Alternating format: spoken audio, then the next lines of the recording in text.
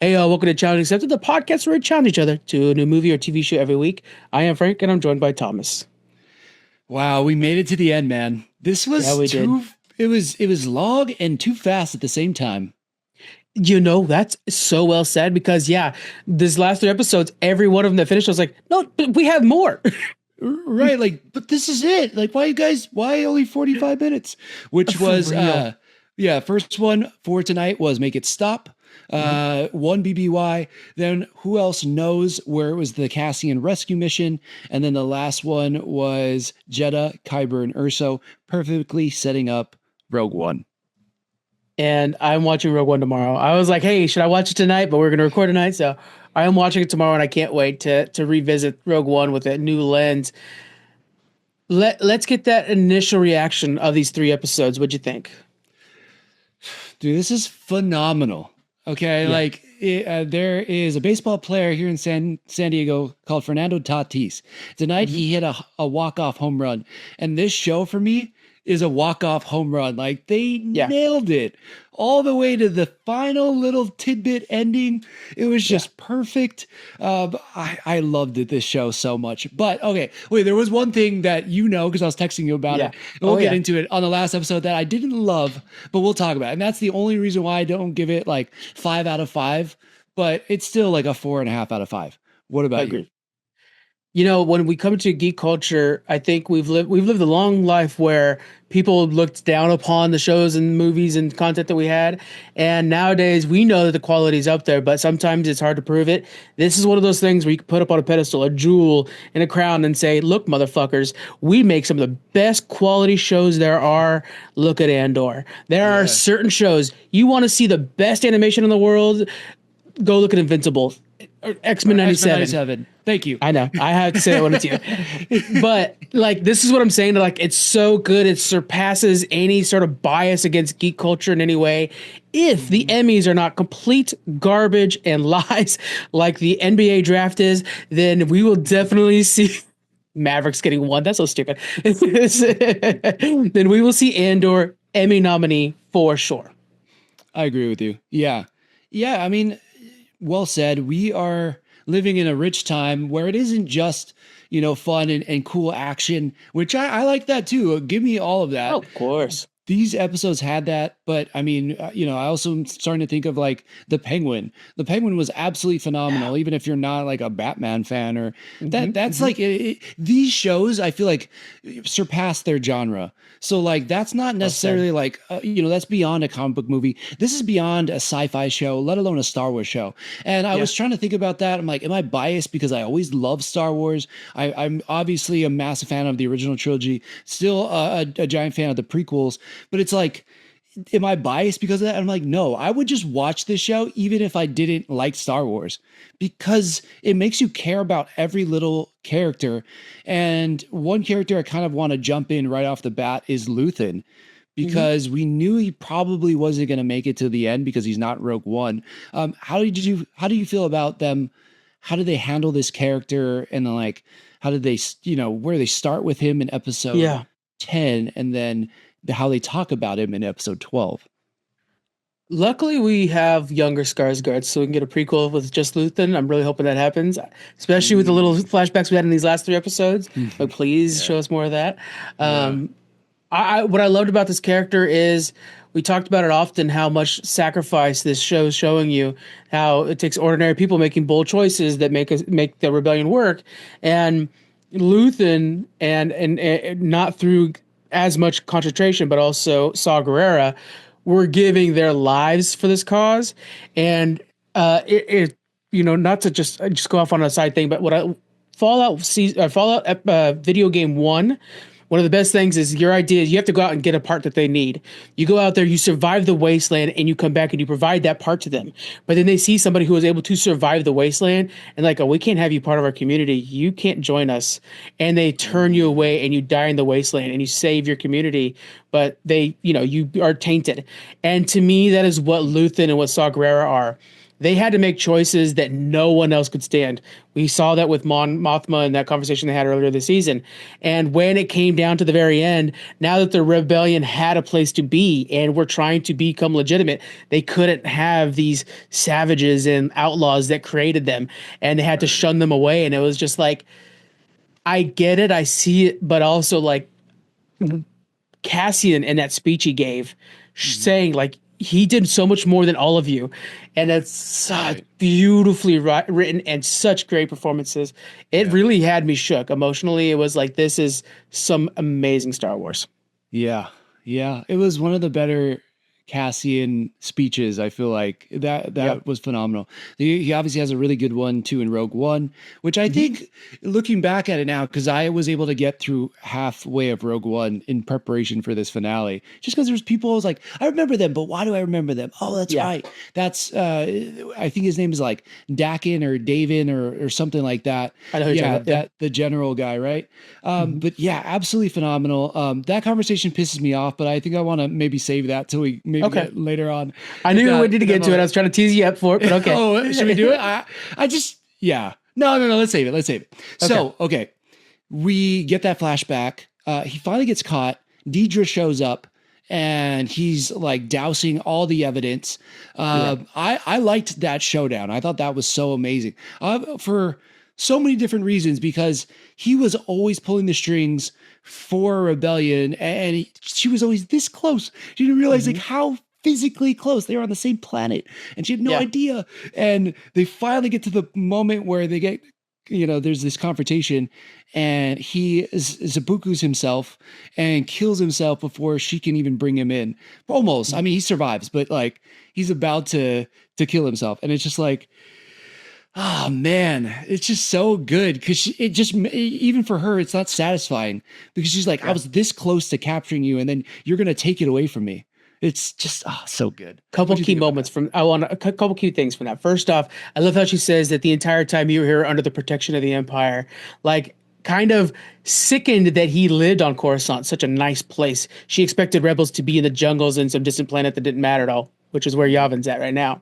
And then Luthen, a less well-written show, Luthen would have tried to deny it. And, like, oh, I don't know what that is. Instead, he's like, you got me. They knew that that's what that character would do in that moment. And lastly, what I just was like, this is such good symbolism. She asked, is there anything fake in this place? And she says, two things probably.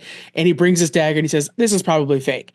And then that's what he chooses to kill himself with. Something that is not as fancy as you think it is, but visually it is. And that's used to stay in a shop. And that's not what it really is. It's actually a tool that's used for the rebellion. And he kills himself with it. And it's just like, that is Luthen, is that fucking dagger. Right. I'm a little spicy on my language, guys. Forgive me on that. I'm sorry. No, wow. That was a great metaphor that you connected it to, man. I love it. I don't have anything else to do. Like, mic drop right there. That was hot fire. I loved it. Yeah, that was so good. Deidre of it all too. What an ending for her. Like, it reminds me in so many ways of Cyril. Because we're following this character and we're seeing the ups and downs, and we're seeing them try to give their lives, in a sense, to the Empire. Yeah. And they're doing everything they can so that they can feel special and feel like they mean something to the Empire. And the whole time, the Empire, the way it's set up is that even if you're on the inside, everybody looks down on somebody. Like Fenric or Rennick, Ben Mendelsohn's character is looked down upon by Vader. Then he looks down upon on the ISB head officer, and the ISB head officer then looks down upon Deidre. And so it's like this circle. So the Empire is just rotten through the core. And yet for some reason, this is the only way they know how to live their life. And they're going to try to do everything they can so they can get 1 ounce of credit in the Empire, and they will never get it. Man. They'll never get it. It's just like, it's such a good metaphor for the Empire, because it is all powerful, but they don't give a crap about anybody, and especially the rebels. But I mean, even their people. It's brutal. Well, like you're saying they're all cogs and machines. Even on the rebel side, they're cogs and machines. But in the end of your story, on the rebel side, you die a hero. But on the end of the imperial side, you die forgotten, or you're munched up by the machine. And we see with Deidre, she's making Death Star 2, which I absolutely love that because Death Star 1's already built. So she's making the one that's in Return of the Jedi. And so it's like, yes. I know. Like even that was just like, they're so tasty, these little morsels. You're like, what? You know, like, what? She's a part of that. You know, it's just, that stuff just gets you so fired up. Oh man. Yeah. But then to see her ultimate end out of everything she's done, and then to be back on Narkina 5. Like, are you kidding me? In the worst torturous place ever. It's just, dude, it is heartbreaking. It is devastating because you see what she's given up, and you see like she was brought up in the system. She never got to leave the Empire. She was in Empire boarding schools and like completely brainwashed. And even what is his name? What is Ben Mendelsohn's name? Is Fenric Rennick? Fenric, yeah, Rennick. Rennick. You're right. It's Rennick. Yeah. He just the way he treats her too. You know, she's right. She has the right information about the rebels, and he doesn't care because he's like, you weren't listening. You weren't following my orders. And so he just grabs her head. When he taps on her head, I was like, oh, you mother. It was so degrading, right? Like that was somehow so degrading. And her expression, what a performance, right? Because you felt it like she felt like a kid again. Yeah, exactly. Like a kid getting scolded. It's like, you know, you feel as an adult, like if a boss does that to you, you know, and scolds you like you're a child, you're like, motherfucker, are you kidding me? Exactly. You know what I mean? That pisses me off so bad. So to see her and see what she's gone through these last 2 seasons and everything she sacrificed is just like, God, it eats at you. And that's what the show also, I got to give it praise for, because even with Cyril, it's like, dude, the guy gave everything, and the way he dies is so meaningless. And I think that is who are you? I love that line. Oh my God. That's heartbreaking. Oh, it's heartbreaking, it is. Man. I don't think I've ever felt bad for like a villain who I like wanted to root against for so long. And then the Gorman side of it, you start kind of seeing like, oh, there's like kind of a good side to him. And then at that moment where he turns to his rage, he lets his rage take over. And then Andor doesn't even know who he is. Yeah. Oh gosh, dagger to the heart. Oh my God. Yeah. And then I want just to add to Rennick real quick. One of the things I was thinking about too in that moment is like how disgraceful for the way you're treating this woman, but also in his point of view, you don't even know the actual thing that's going on. She still thinks it's an energy program, and he's like, we're working on super weapons here, woman, that could destroy planets. Like from his point of view, she is a child that's in the way, and she's spinning what is presumed to be fairy tales with all these different. There's spies everywhere. I've been working on this for 2 years. From his point of view, like if they are, we'll blow up their planet. Like he doesn't think that same way as she does.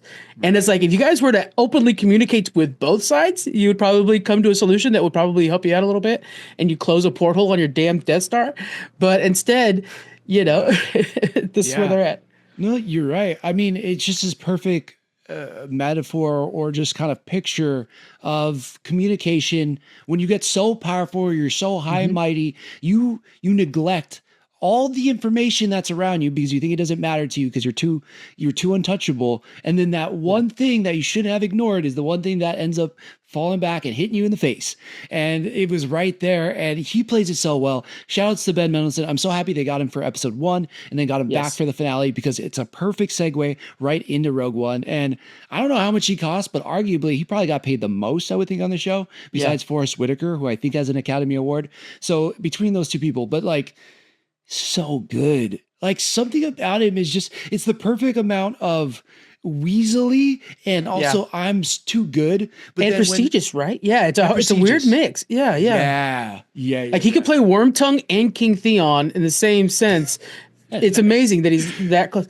Right. Was Darth Vader in this episode? No, I thought he was gonna pop up, but he didn't pop up at all.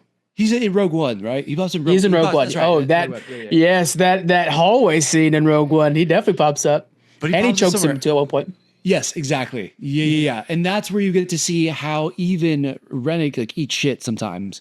Yeah, and that's it. That's the Empire, and man, it's so good. But it eventually leads to Kleya, and now Kleya has to escape, or Luthen gives her the way out. We see that she had this deep connection to Luthen that he saw for when she was a kid, but he didn't sugarcoat it.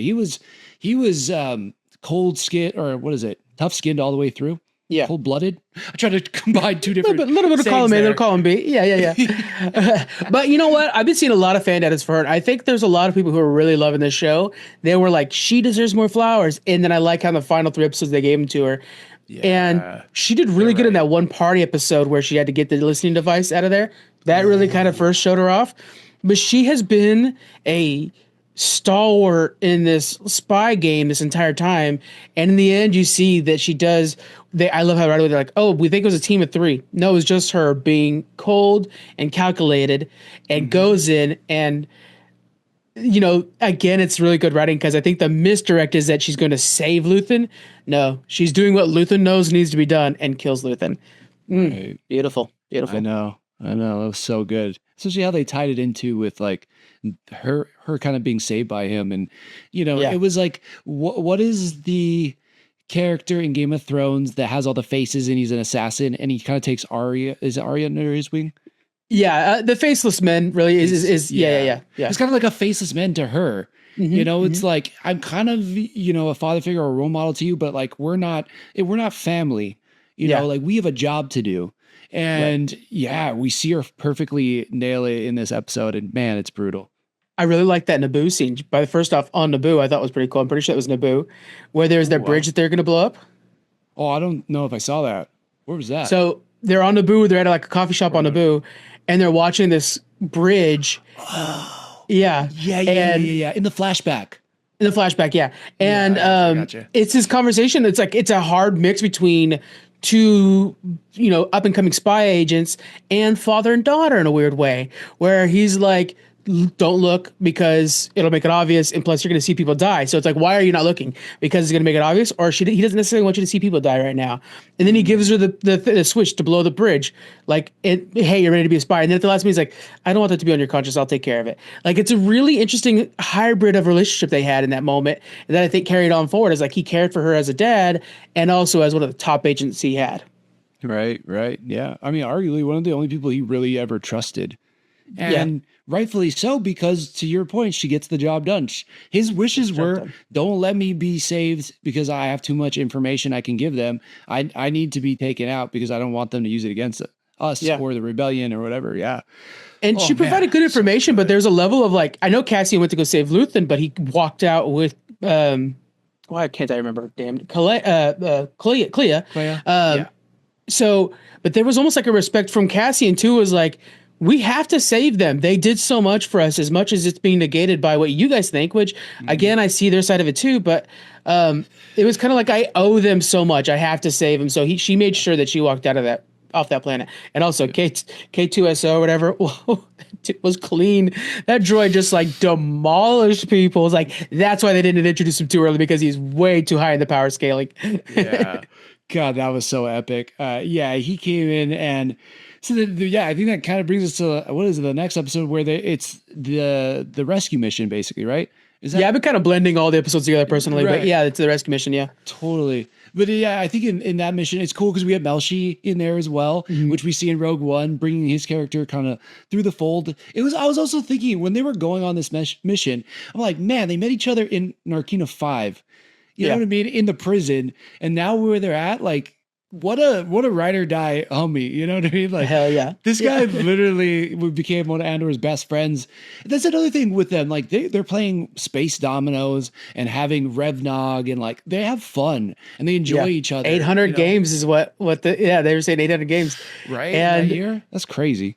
So my grand theory didn't come true, but I do feel like the way they kind of pitched it off was like, they had a lot of time to build that relationship between him and K2SO, because beforehand I thought, it was going to be his little BMO thing or whatever. But we'll talk about that at the end, because there was a nice little reveal there too that gave me a lot of hope. Yeah. Yeah. Yep.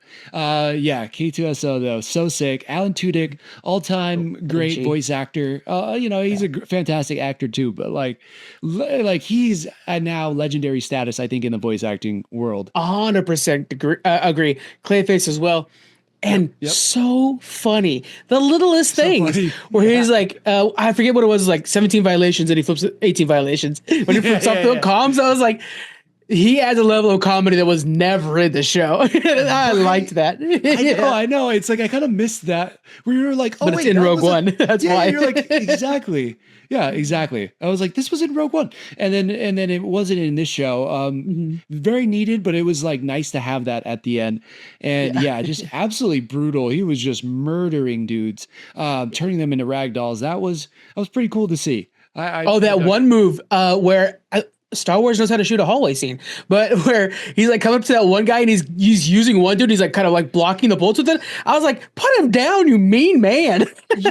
True, true. But that was the one guy where I was like, yes, I hate that dude because Yeah, like fair. the episode before he was being such a turd. And I was like, and he Yes. was like being a turd to like the camera operator guy, and the guy was just Right. like trying to be excited. It's probably the coolest day he's ever had, where he actually like gets to look through all the footage and do something Yes. important. And the guy's just a dick to him. I was like, you're so small. Like, why are you being such a dick to like all these people? So at that moment, though, at that point in time, after we'd seen that much of him, I was like, yes, use him as a human shield. And he was just like ragdolling him around. It was great. I love that. Yeah, because it was like he was fast enough to like see where the bullets are coming from, so he just like put him in front of the bullets. And I was just like, Yeah, yeah. that's like the most messed up version of that I've seen. Yeah. It was. It really was. That was great. It was so great. Yeah, that was awesome. So, yeah, fantastic episode. They get to Kleya, and good conversation. It's weird because she just wanted to stay alive just to get Andor the information so that he could Yes. then bring it back to the Rebel Council. And he was like, "No, you got to come with us. Like, you're going to be a Mhm. hero." And she's kind of like Luthen through and through as well. She's like, "I don't care. She's- Like, I did my job. Like, you guys go and finish this." I thought Yeah, that was matter of cool. fact, I think she thinks that like if I stay here and die, it's a lot easier for you guys to get away. So go, because she knows that what the probably the best case scenario is for her to stay and die for the cause.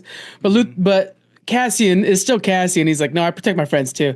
That's something I do beyond Luthen. Let's go save your ass. You know.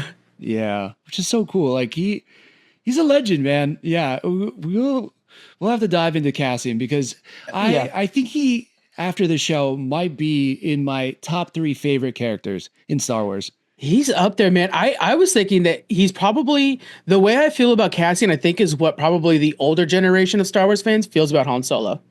Yeah, that's true. And I would say Han Solo's still up there for me too. But Oh, for like sure. he might have been slightly dethroned. Man, I know it's a hot take for some people, but I think he might have been dethroned by Cassian just because dude, he's such a good character. And Yeah. he didn't always do things that were right, but man, he always did them with the best intentions, you Mhm. know, and I know Han Solo did the same thing, but he's such a good shot. I mean, they even say it in one of these episodes, like, how many people did Cassian save? You know, like they make a point to say that this dude Yeah. saves everybody, and he does. He kind of has. It's wild. Yeah, and they even joke around like it's a problem. Like if you stop saving people, you know, type of thing, like we'll be better off or whatever. Yeah, there's a little bit of Yeah. a bit to that. Yeah, Cassian. And that's why I really don't want Gilroy. What's his first name? Tony Gilroy. Yeah. Please give this man more work to do. 100%. Do Marvel, grab him. Yeah. I truly think I keep joking about Star Wars. right. Star Wars I needs truly- help. I really think give him one of the Skarsgård kids and do a prequel to Andor, because going from tell the story of a man who is going from terrorist to spy taskmaster. Like Yeah. that would.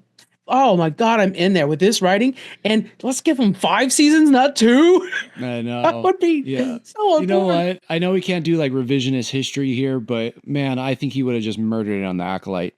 Like a Yeah, oh, mystery spy or a mystery assassin.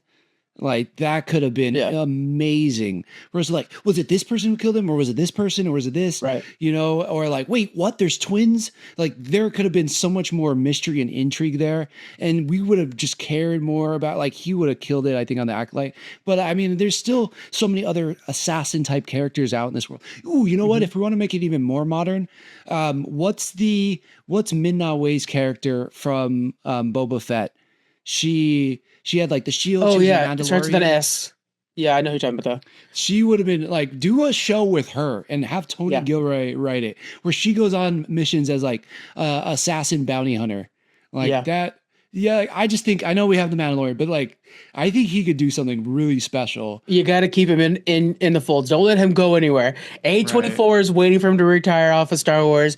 don't let him. Right, right, exactly. He's Yeah, just so good at understanding too. Like there's so many elements of like real world politics in here too. And I know like people are like, we which don't is the want to be point. reminded of Yeah. politics, but like being non I know this is religious, but it's like almost non-secular. It's not like Mhm. right versus left per se. It's just about issues that happen in our real world, Yeah. on like the prison system or on, totalitarian governments and that kind of thing. But it's like he's so good at showing that. Let Yeah, him he just is. do more of this. Like Yeah. he at least should consult on every project moving forward, as far as I'm concerned. I wonder, yeah. I mean, we could just keep going on with praising him, but like, I wonder what him and Dave Filoni could do together. Like, what an animated series with him involved would look like and stuff like that. Like, I just think this man is very talented, and especially I think with scripts is something Yeah. that is incredible. Question It's for you incredible. on that.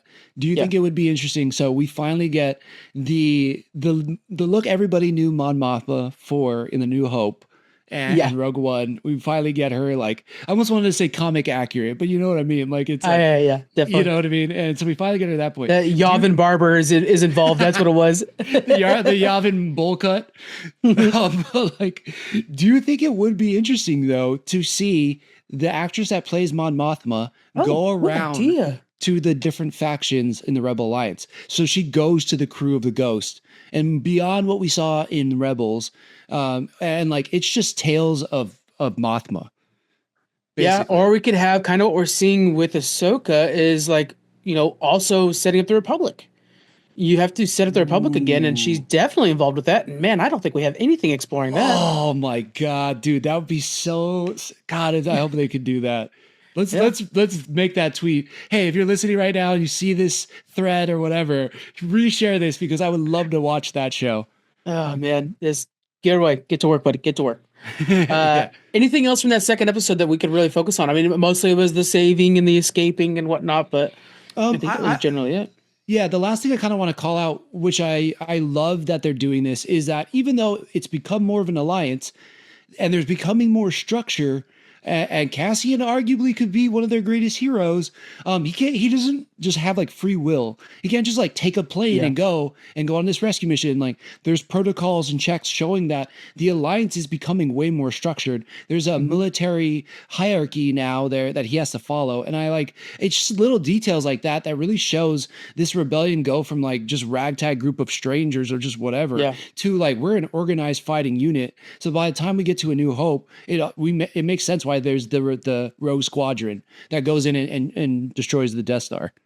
This was, I believe, the first time I saw the badges too that they have, with like the Yeah. little like what looks like keyboard buttons. But that, I think it was like, oh, okay, hey, look, they actually have ranks now. They didn't have ranks beforehand, so Right. and you need this structure to be able to take on an empire. So, yeah, that's all. But people like Cassian, Luthen, and Saw Gerrera get left in the wayside because that's not how they play. That's how it is. Yeah. Yeah. Yeah, Yep. They did all the dirty work that needed to be done. yeah, they did. Mhm. So that third episode, we're back on Yavin, where I like when he's landing. Like it's very much like they might shoot us out of the sky, but we just got to get back quickly. And when they get her there, it's clearly patch them up. You're in trouble. We're gonna have a conversation.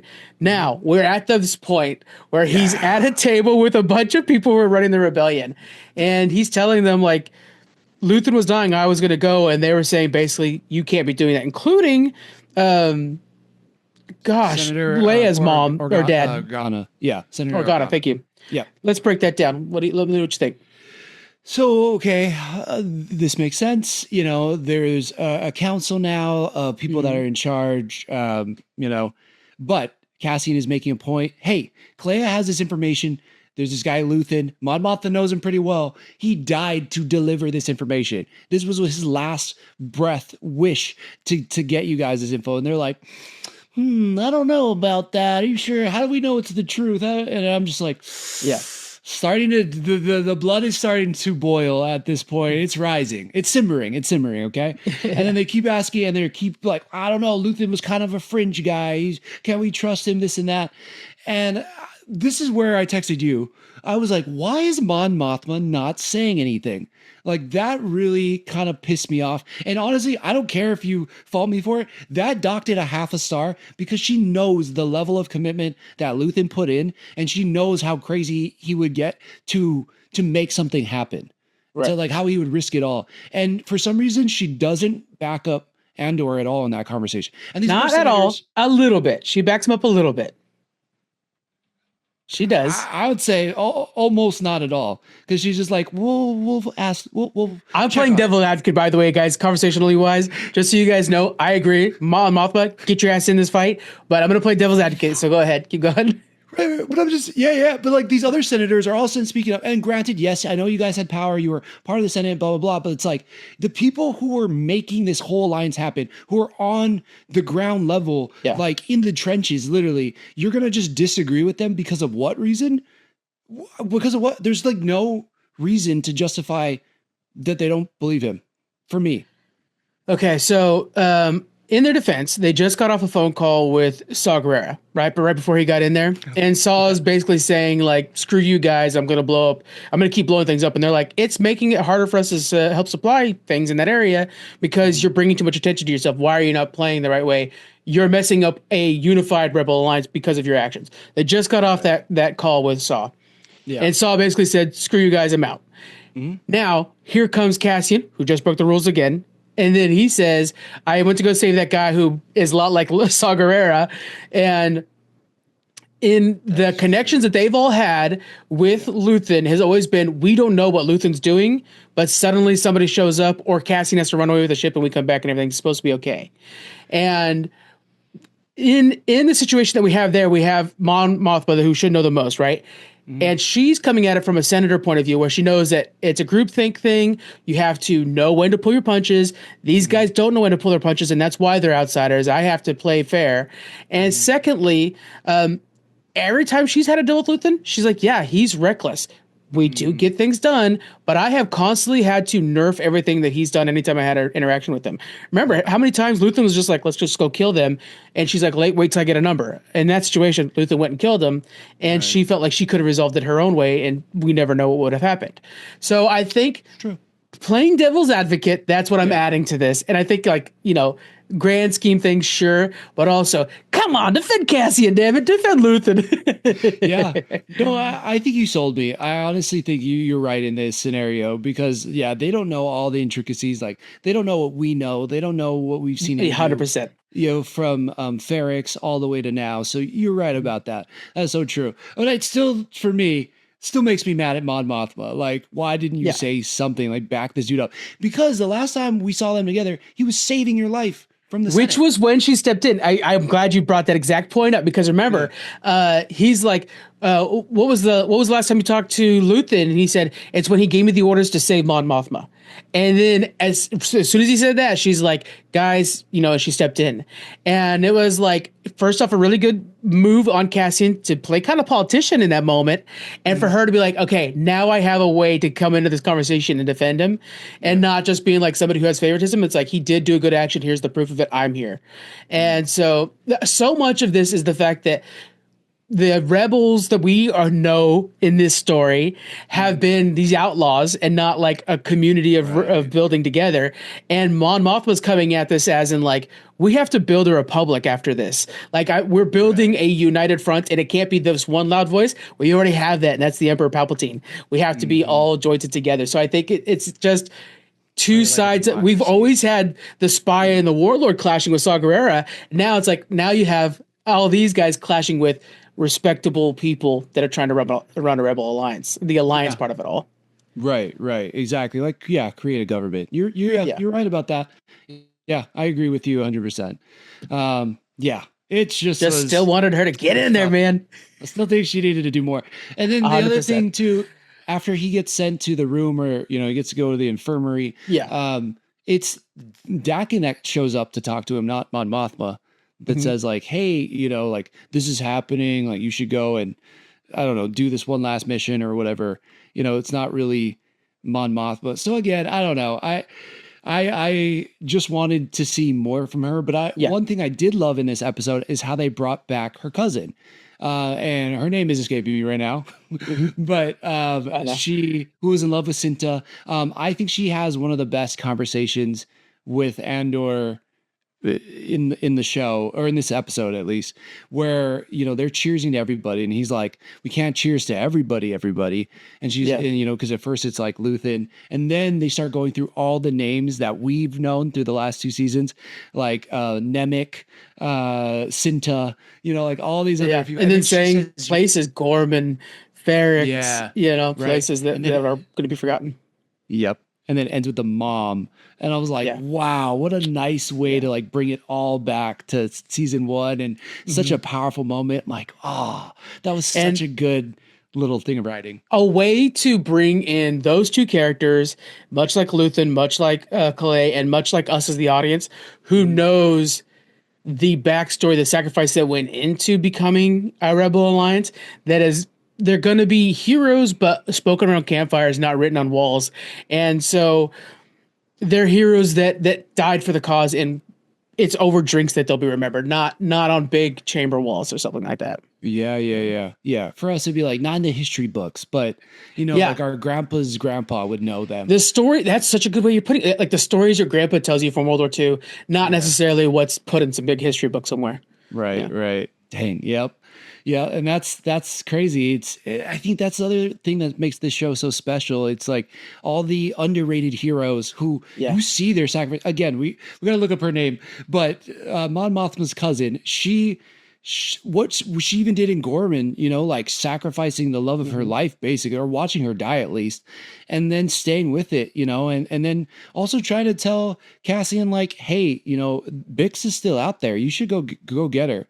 And I think one of the criticisms people had about Rogue One was that at that end, right when the bomb goes off and they're hugging each other, him and Jin, they don't kiss. And people are like, why didn't they kiss? Like, they seem like they have a relationship. Because now we know there was always a spot for him in his heart for Bix, but he just never could get back there, because he's like, I'm going to get back to her once the war's done. He just never was going to make it out of that war. Yeah. Mon Mothma's cousin's name is Vel. As soon as you said it, I was like, oh, there it is. I know. Yeah. And then we got a little piece of hope. Are we ready to talk about this? Because I was like, oh, that makes me feel a lot better about Rogue One. It does, yeah. We go back to that farming planet, which I'm not sure why Bix would go back to the farming planet. Maybe she wanted her droid back, but nevertheless. And I was there. Yeah. My theory's wrong. But we see that she's got a baby, presumably Cassian's. And so little Cassian's going to live on. And I'm like, give me a lightsaber. I'll protect that baby till the end of the galaxy. I know, right? Yeah. That moment got me, man. I was like, oh, it kind of reminded me of Wakanda Forever. When little T'Challa's there and you're like, like our T'Challa might be gone, but there is another T'Challa. Like the legacy continued. And that's how I felt too. Like I was like, oh, they're like, Cassie's legacy lives on. Like, dude, the last scene too of him just strutting down the walkway, and just the music swells too. Dude, they did a great job. Like John Williams is here, baby. Yeah, and badass. And did you see? He looks at the Jedi lady, right? He looks at the Force Wing lady, and she stops being like, "Oh, messenger's happening." Yeah, but she doesn't even look like happy for. She like knows what's coming, right? And she's like, "Oh man." To me, I got the vibe of Doctor Strange, the One moment, where like both of them knew that it was like, "Oh, it's time." Yep. Yep, that's it. Man, it was just so powerful. Intercut with Deidre and Narkita, which was so depressing. That was so nice. Deidre's in a jail cell. But this is how good the show is. I felt bad for her because I know how terrible that place is. I was excited because I was thinking she's making the second Death Star. yeah. I mean, that is cool too, but it's also like, holy shit, that's torturous. But yes, and then because I was wondering how they were going to bring Adriana Arona back, to like end cap it, and like we see B2 Emo, like he's having fun. He's got another droid friend, so lucky for him, he never gets to see Cassian, which is so sad. Also. Yeah. But I guess she doesn't either, but at least she has a little piece of him, and then his legacy in some ways can go on. Like if somewhere down the line, once the rebels start winning and she pops back up and someone says something about Andor, she can be like, this is his kid. I'm sure that kid will be taken care of for life. Okay, question for you. Um, all right. I always like to do some fan fiction in my head here. Yeah. We have a Ray movie coming up that's going to probably have Grogu in it. What if Let's there's a go. young adult named Luthen Andor that runs this farming Great. community that's ready to put a temple on his planet or some shit like that? Should we get this kid being a hero and like joining that ranks? So like or is in Legacy of Andor he just lives his life and is just another member of the Republic like what we learned in Andor, so many people are like that. Holy God, it would be so cool. I love the name even pulled too. Of course, it would have like Luthen's name and then Cassian's name kind of combined. That makes tons of sense. It would be so cool. But also, I think, and this is maybe an unpopular opinion, I think it would diminish the legacy of the Cassian Andor that we got. The point is to not have the big heroes and have that Skywalker name. That's not what the point of this show is. Right. To quote Iron Man, like, isn't the point of all the fighting to stop fighting? Isn't it to win? And like, we know that well, kind of until the sequel trilogy came out, then we realized they're not winning. But like, for a while, we did think that they won. And that is the point, is that all the people in the galaxy can live the way they want. They can be free. They can live like, and just be happy and not have to worry about this oppressive thumb ruling over them. So I think I just want him to live a good life, shucking wheat or something. Yeah. Have a nice family and stuff like that. Meets a cute girl, whatever. Yeah. Exactly. I like that idea too. Luthen Andor. That's a good, I'm telling you guys. That was solid. That was a good pull, man. Like maybe we'll get a little, I could tell. We'll get a name drop. Like, oh, I got to stop by Luthen Andor's place. And like, okay, that's enough. Yeah, exactly. Or they go by Mean and Rao and we just see like, there's an Arabesh sign and someone decodes the sign and it says Andor, and like, we were like, that's how the sun works. Yeah. Like that would be enough. That would be enough. Man. Let's grade this bad boy. I mean, it takes, we watch so many good things. And sometimes shows are like, hey, that was good. And I'm glad it's done. But sometimes you're like sad that it's done. Like What We Do in the Shadows was the last one to do that to me. It was like, man, I really always just want more of these guys. And this show, I was like, damn, I know we got Rogue One, but I am sad this is done. This is just so well done. And I truly enjoyed my Tuesdays with this. I'm giving it the 4.5 out of 5. Yeah, I'm right there with you. And I'm right there with you also with the feeling, because it's like, this whole series from the start was like, we're watching a character's journey for him to die. Like we know where it ends. He dies at this place. And you're like, how can that be interesting? And then how could I even care more about this guy? He was very cool in the movie. How could I care about the buildup to that?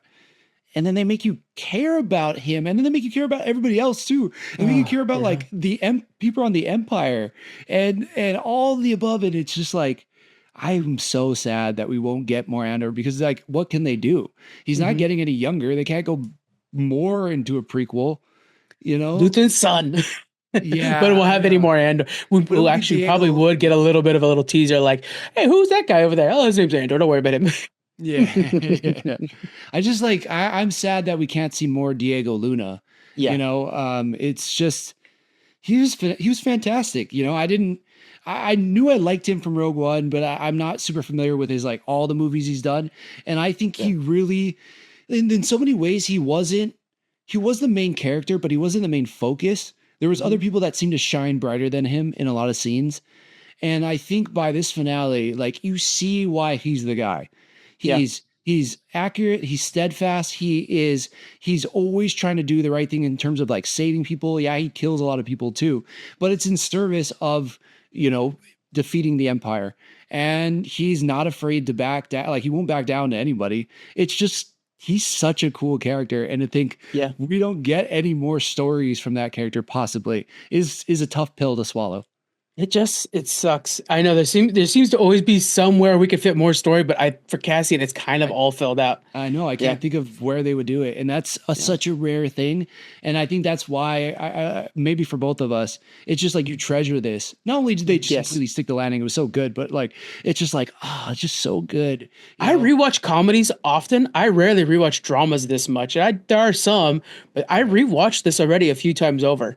And just because it's like it's so well done, it's so good. If you want more Diego Luna, one of my favorite movies is called The Terminal, and he has a really fun character in that, and he plays across from Gamora, and Oh, really? Wow. yeah, it's a really fun movie, and he's got a crush on Gamora, and he finds out that she likes Star Trek, and so that's kind of how they fall in love through Star Trek. It's a really good That's movie. why So you check it. remember it. Well, I mean, that is definitely a big part of it, but I'm also a big Tom Hanks fan, and Oh, yeah, Terminal yeah. is spectacular. Tom. So check that out. Yeah, did not realize it. It was awesome, man. Yeah, we let's go back and watch some Rogue One now because holy crap, I'm so in. I'm buying the Steel Book when this comes out. Like I am season too, one. actually. I thought I saw somebody already selling it. It wasn't it, but I was thinking the same thing. Question for you. Let's have some fun with this as we close this out. Not on a sad note. Diego Luna, he's now got some free time, and I think he's a fantastic actor. What major IP would you want him to join now? I've got two of them. You got two. Oh shoot, Yeah. far away. Yeah. Okay. I definitely want to see him. I will say I want to see him in the MCU along with his Right. friend who plays Warwick by Night, but I got to think more about it. What do you got? Okay, so first off, I want him to be somebody from Dorne in Game of Thrones. Dorne is Spanish people. Pedro Pascal, famously the Red Viper from Dorne. I would love him to be one of the Dorne members. There is one called, I think, Morningstar, where he's half Targaryen, half Dorne. That is a full-on badass down there. I would love for him to be that. But we're also going to have the this big war with Dorne in a new spinoff coming up pretty soon, where it's going to be about the Aegon the Conqueror. I think he would be fantastic for somebody in Dorne because they're inspired by Spaniards and stuff, so it's perfect. Again, Pedro Pascal. That sounds like a Threads campaign to me. There we go. Yeah. And then I'll throw this one out there too. Something in Dune. Put this man in Dune somewhere. Right? Hell yeah. Yeah. Okay. Yeah, that's funny. Okay, so as soon as you said Game of Thrones, I was like, okay, what's big IP right now? Marvel's an obvious one, but I was Right. like, man, Dune seems like it would be such a perfect fit to have like a new Fremen that we haven't seen who kind of like Right. rose up while Paul kind of started creating his war, and then like he would be another like war hero that rose the ranks again. But what like, if he's a whatever. Fremen? Like, I know this is probably part of the books, guys. I don't know, read all the Frank Herbert stuff. But hey, what if not all the Fremen want to follow this one war leader? And what if he's part of the rebellion for that? Like, Oh it's just my- another yeah, space yeah. rebellion. That would be so funny. It would be kind of on the nose, but I'm sure he would kill it. And I Yeah. also sure I would watch that because he would be amazing. Yeah. Oh, you know what? I got one for Marvel for you. I know they already have a really good actor with the guy from Last of Us, but what if he's the new Ghost Rider? Ooh, that'd be kind of good. Yeah, like Robbie Reyes, Robbie Reyes, yeah. possibly. I want him as like more of a. I want him in like a Charlie Cox-esque role. You mean Okay, like yeah. someone who's kind of like established, who like because he plays like I know what I'm talking about so well, even when he doesn't. Mm-hmm. You know, and he plays the guy that's like, I'm gonna figure it out. So I'm trying to think of a character that hasn't been taking that kind of can fill that gap. Yeah. I'm gonna have to think about it a little bit more. Yeah, that's something good for social media to jump in. For some reason, one thing that's bouncing around DC wise is bouncing around in there, but he just does not fit because it's definitely one of the most British characters in all of comic books. But Constantine, I'm like, there's got to be something in Constantine that he could be, and I just can't quite pin that down. But there's something there, you know. Yeah, totally. In like an Elseworld story, I think you're right. I think he would crush it as a Constantine. There's got to be a character that's like, I know that there's the witch doctor and stuff like that. There's somebody there that he could be. They're like, let's just make a whole thing. Dr. Fate could be Dr. Fate. I don't know. Let's figure this out, guys. Come on. Yeah, but it's also kind of sad. I mean, you know, not to be that guy, but it's like also I can't really think of like a lot of like Latino characters in DC right now. I hate to go back to Blue Beetle immediately, but I mean, Blue Beetle's pretty young too. So Yeah. You could play like the older generation, the first generation of Blue Beetle. That'd be cool. something. I know he was We like need more Latin characters, I think. I mean, surprising. I don't know. Yeah, I'm like all of a sudden I'm blanking on it. Like I know some X-Men, but they're kids. So I'm like, I can't think of like an older, mature kind of leading the way. You know, we just got White Tiger, which I'm sure if White Tiger didn't get murdered, he would have been great for it. But like, yeah.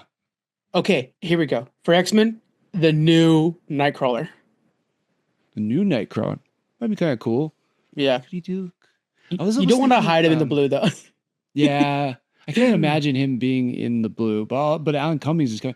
You need someone who's very theatrical, you know. And Yeah. I think Alan Cummings That's is fair. a great Nightcrawler. Oh, he's perfect for it.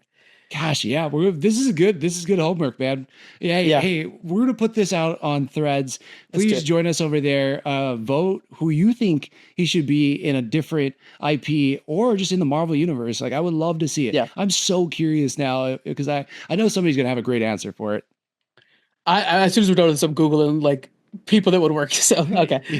Yeah, All yeah. right, guys. Thank you very much for joining us. We appreciate it. Next up, we're going to be talking about again The Last of Us, and we have Pride and Prejudice on the way as well. So join us for that, and we'll see you guys there. Bye. Aloha.